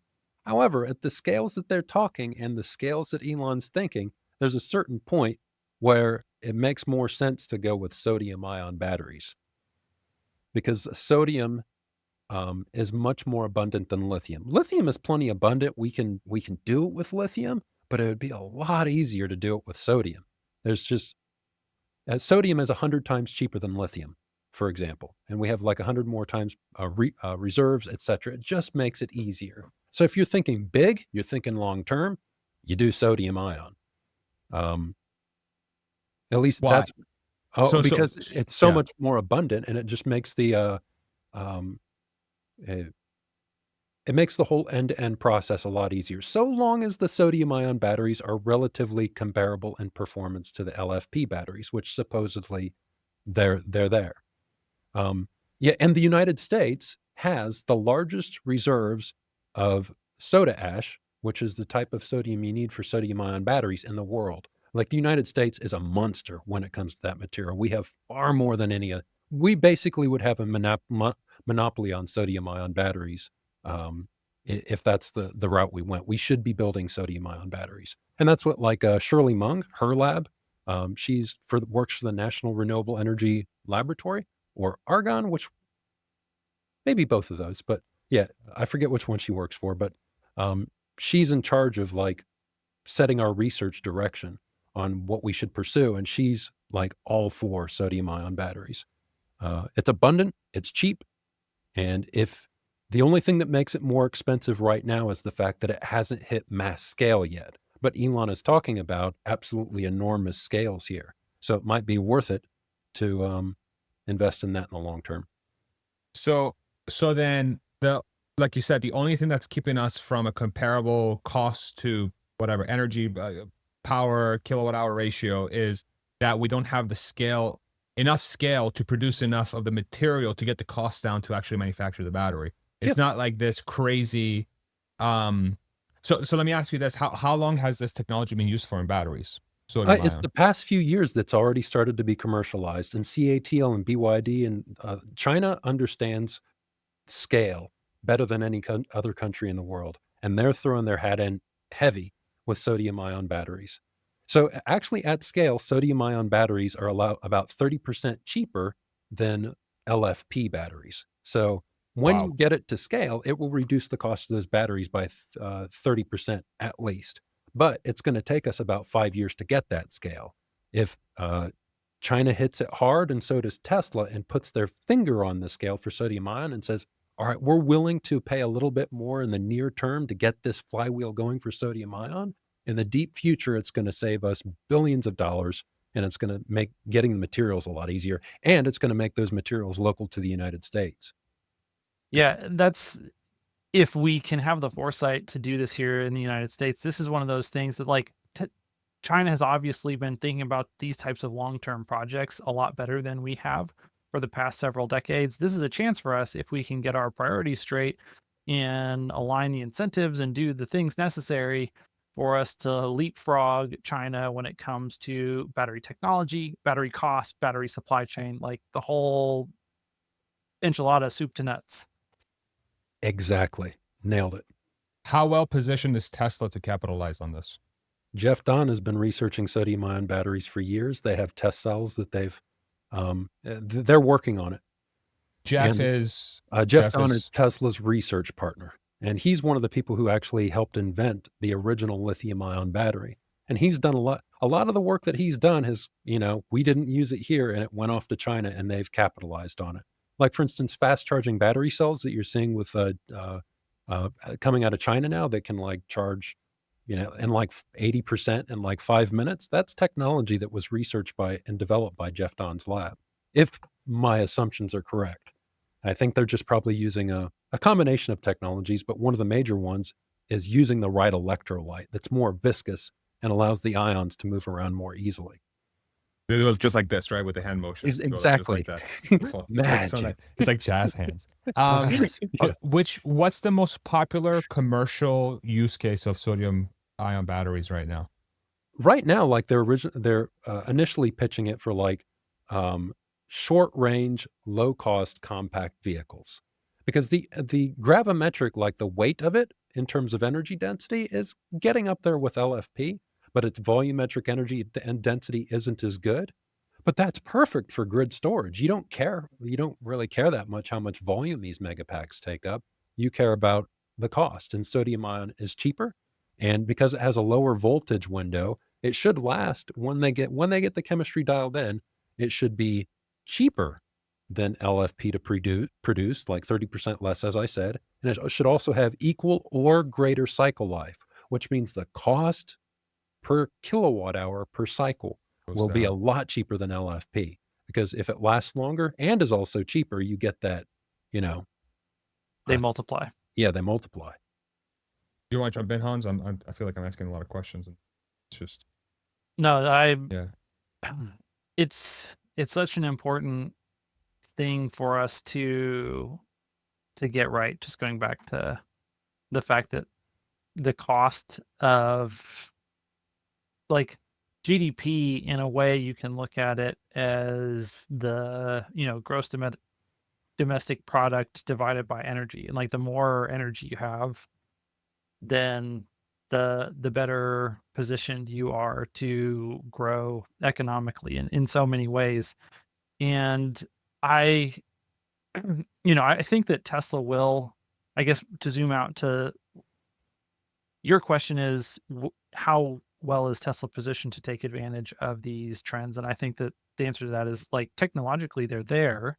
The question will be one of business priorities, and if we as the country, like, this is one of the potential payoffs in a huge way of Elon being involved in the administration, is if he can direct the or influence the administration to deregulate certain critical technologies in that tech tree, then he's got a much better chance of allowing the free market to solve problems so that Tesla itself doesn't have to. And they can allocate their specific resources towards the most value added things that are going to be the slowest.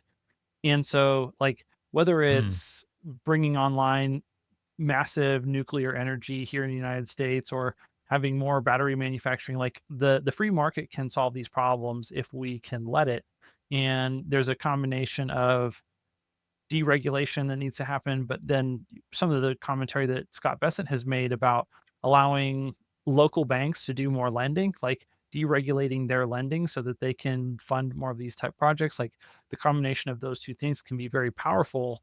And to, like, all of the technologies that Jordan's been talking about, like, all of the battery manufacturers are aware of these technologies. There's not like Tesla has an extremely special secret sauce that no other battery manufacturer has. Is why BYD continues to keep pace with, if not outpace, Tesla in the growth of battery production at scale. Um, and so, like, the United States shouldn't be any different. Like, we should be able to do those same things too.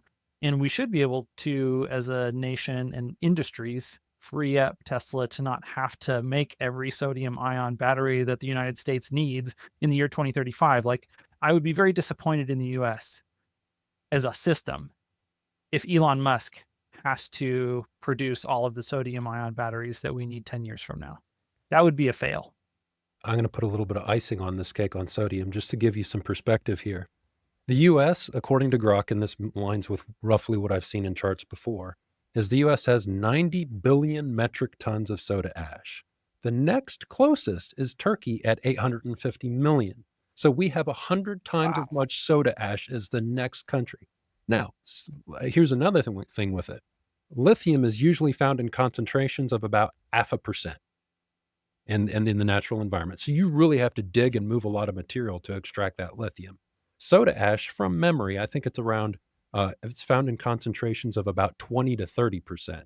So you're looking about concentrations that are dozens, if not hundreds of times higher. So it's a lot easier to pull that pull that sodium out of the deposits than it is the lithium. So it's both. So it's less mining and less refining. Yeah. And that's why, just simply, as Elon has said, the lithium is the salt in the salad in a lithium ion battery. It makes up a small fraction, but it's pretty expensive compared to some of the other materials in the battery cell. Well, that gives you an idea. You're pretty much eliminating the cost of the primary ion in the battery. You're it reduces the cost of the battery by 30% just by changing the salt in the salad. What are the chances that sodium ion makes it to Cybercab?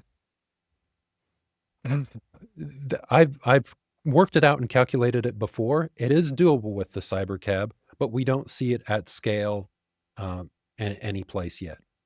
So they can do it, but once again, it comes down. 2030s. This is like a 2030s Yeah, I was answer, thinking by potentially. at earliest 2028 or 2029 when we'd see it. Now, the sodium ion is already in compact vehicles like that in China. It's just, but it ends up costing them more once again because of the scale Yeah. thing. But they will solve that, and within about 5 years, sodium ion will be at massive scale, and within 10 years, it will eclipse LFP batteries. If we don't put our thumb on the scale, if we put our thumb on the scale, we could really rip with sodium ion in the United States.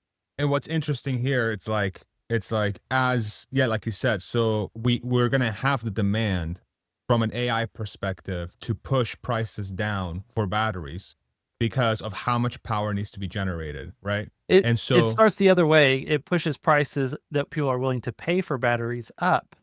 And like if you which brings supply. consume all of the LFP cell production that Yeah. already exists, and then there's still excess demand above all of the LFP batteries that you can make, well, then that incentivizes the next person to like, well, I can't get any more lithium. Let's make these in sodium ion. And there's high enough pricing for right now to justify the investment and the cost to get that technology going. And then once you get that flywheel going, then you start going down that cost curve.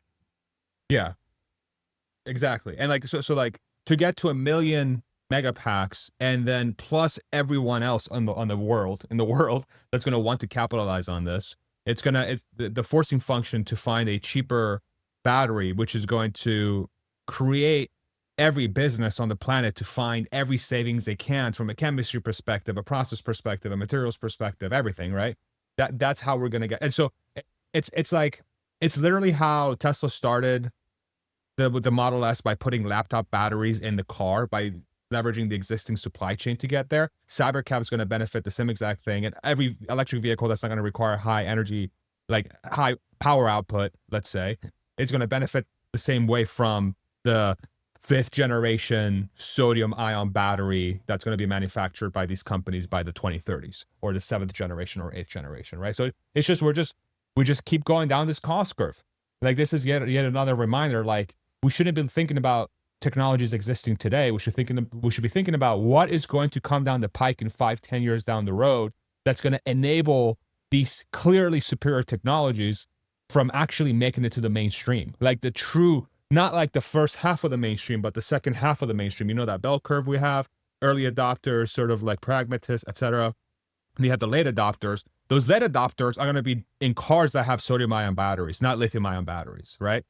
Over time. And then in 20 years, 30 years, every vehicle is going to have, most vehicles will have sodium ion batteries because as the fleet turns and you recycle these batteries and et cetera, whatever. So, okay. Yeah, So and this is all, yeah, the technology will keep improving. Sodium ion batteries right. are the worst now that they're ever going to be.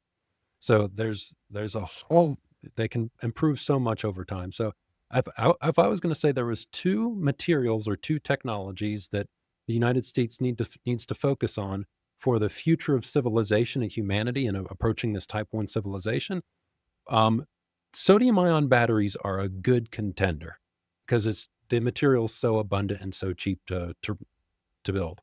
The other one would be magnesium. Because the same thing that happened with magnesium and aluminum is the same thing that happened with LFP batteries and sodium ion batteries. Aluminum scaled before magnesium, which drove its cost down really low. So magnesium for decades and decades has struggled to compete on cost with aluminum and volume. But China has recognized that magnesium at scale is actually much more abundant and cheaper than aluminum. So they're putting a whole bunch of resources into gathering gathering magnesium. There's enough magnesium in our oceans, and it's relatively easy to extract to like build a Dyson sphere. There's just so much magnesium in the oceans. And that's what Magrathea is doing. Cool company. Yeah, so yeah, magnesium, sodium ion batteries are 2 technologies that the US should focus on and this administration should focus on. Got it. And so, and again, because they're so plentiful, and Yes. so available for everybody, this is going to reduce the need for countries to try and go fight other countries to get their resources. So in theory, we're going towards the most peaceful. So if energy is becoming this thing where we're truly going to be able to generate and store locally a lot more than we are now, we really are going towards peaceful times. Because what other thing besides land, right? Do humans fight the most over? It's where can I live? Like, where can I locate myself? And then how can I power the thing that I'm trying to do in the place that I'm trying to locate myself in? Well, Outside of that, what are we going to go to war for? well, energy solves all problems. Pretty Yeah. much any problem can be like you want fresh, clean water, desalinization with energy. Um, yeah, you want food production, even if the sky is blacked out and there's like a volcano that erupts. Energy, you can grow the plants inside. And you want to build the building to grow the plants. You need energy. So yeah, energy solves all problems. Combine that with innovation, and this is why Elon isn't so concerned. He wants us to be as clean as possible and reduce CO2 emissions. But this is why he's not jumping up and down screaming or avoiding the use of things like coal power or natural gas, because his belief is that we can innovate our way out of things. And we do. We always have. Yeah. He's Uh, he's he's taking a more pragmatic. I mean, he's always been pretty pragmatic about it. mhm, And like the whole thing about Tesla from the very beginning is advancing the world to a sustainable future. But mhm. it's like for that end state to happen, we need to work through what we have now, but the end state is still achievable, right? Fossil fuels are a flywheel. And that's Right. why Elon, he's thankful to the fossil fuel industry. And he's like, yeah, it's not the best solution, but without that, we wouldn't have gotten to where we are. What we need is power that's as cheap as possible. The cheaper power that we have, the quicker that we can transition to renewable energy. So Yeah. that's why it's not a bad idea to um, go with natural gas. I mean, it's not ideal, but it's a flywheel that'll help us Yeah. to get to full sustainability and abundance. Exactly. Without the fossil fuels, we don't get the type 1 civilization that's fully self-sustaining, and we have clean water, clean skies, clean land, Mhm. just a place where all of us can live happily. And when people are more prosperous, they care more about the environment. You're not gonna Yes. convince somebody in Africa who's, Unless you literally live in starving California. every day, and yeah. I mean, there's people in Africa that, like, they're, in such destitute circumstances, they don't care what happens to the environment. They burn dung, they burn wood, they burn whatever they can. And, if you elevate them and give them natural gas is far better than dung or wood in terms of CO2 emissions, and that also increases their prosperity, then they start caring about the environment. So, it's Yeah. counterintuitive, but that's the way it is. You can't just villainize fossil fuels and the people who use them. Yeah. Okay. Anything else we want to hit? We're almost at 2. This was the fastest 2 hours of my life. Do we need to hit anything else? I think we hit most of the major notes there, but there's so Yeah, many aspects of it, because what we could do, like if we have another discussion about this at some point, which we is you should. go through each technology and look at the positives and benefits, because everybody has like a pet technology that's their favorite, but as soon as you get a lay of the land, you realize, oh, actually, there's a place for hydropower, there's a place for pumped hydro, there's a place for geothermal. Yeah. But what are going to be the major things? What's most important, and what should we prioritize in order to become a type 1 civilization? And that's what Elon's thinking about. Yeah, I love it. So I definitely want to have a follow up. I reached out to Matt Smith and Jesse as well. I copied us all in that discussion. Hopefully, we can get something scheduled because this feels like the start of a decade, multi-decade long ramp that's going to feel chaotic and insanely fast. And my gut tells me that people are going to be surprised by how awesome the future is going to be. Hmm. That's the vibe I get right now. Oh, yeah, You know you're what I gonna mean? be making a lot of videos. You have a Yeah. whole new source of and this is why I've been trying to cut my channel over to a certain extent. I've done a few videos on grid storage in the past few years, but people weren't that interested in them. I think people are gonna be interested now, Yeah. when Elon starts pumping the people are like, "Oh, that's why he was trying to go from batteries to storage." It's the Yeah. new limiting factor, or batteries to, energy, 'cause that's the next limiting factor, the grid. Yeah. You are too far ahead. Yeah, too far forward thinking in your limiting factor. Yeah. Yeah. You're like limiting factor 10 plus years edition or something. But it's good. But this is how, like to kind of circle back to like, I mean, all three of us are investors in a lot of different stuff. And it's like this is the kind of stuff that allows people to find opportunities to be a part of. And It's like this is isn't it yeah, amazing that there's one company that's monopolizing all I these? know. Dude, like Tesla literally my and biggest fear for Tesla and Elon, and maybe this is why he's getting involved in government, is that the monopoly from FSD, the monopoly from transportation, the monopoly from energy. Like people like to laugh and call us lunatic cultist retards, right? But it's like just literally just look at the lay of the land and look at what they're working on. Like I'm not asking anyone to do anything like some crazy like jumping through the hoops. Just look at the curve. Look at the curve of where it's going and just plot the dots and see where it's going to go. And then you quickly realize that, like, wow, outside of China, nobody else is in this space. Yeah. Outside of China, nobody else is in this space. Yeah. And to Hans's point earlier on is like, there's no reason why the United States can't have 100 BYDs. There's no reason. We have the land, we have the population, we have the capital, we have the ingenuity, we have the spirit. Like, why can't we have 100 BYDs? Like, why can't we have 100 Teslas? There's no reason why we can't have that.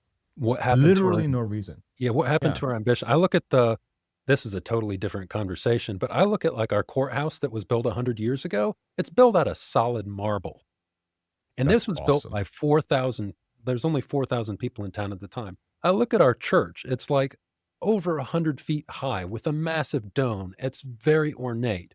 And there was probably only 2 or 3,000 people at the time that built that. It's like, what happened to our ambition? What is we've become so inefficient and bloated in society that people don't even realize what sort of opulence that we had and what we were able to achieve 100 and 150 years ago. Um, Yeah. we need to straighten things out because there's a lot of waste, and we can do some amazing things if we get our ducks in a row. So Yeah, we let too many lawyers get their hands in the cookie jar. Harvard it's Yeah. time- MBAs. Yeah. Yep. And that's why Elon talks about civilization like, Gulliver tied down by all the little people, the little Lilliputians and their little tiny ropes. And if you get enough little tiny people with little tiny ropes over the giant that is American civilization, then the whole thing grinds to a stop. But if you can start cutting back all that red tape, well, then all of a sudden the giant can move again and we can achieve giant feats. Can't wait. That's where we're going. Nice. That's Good where ending. we're going. I love it. Okay, bye everybody. Yep. All right. Yep.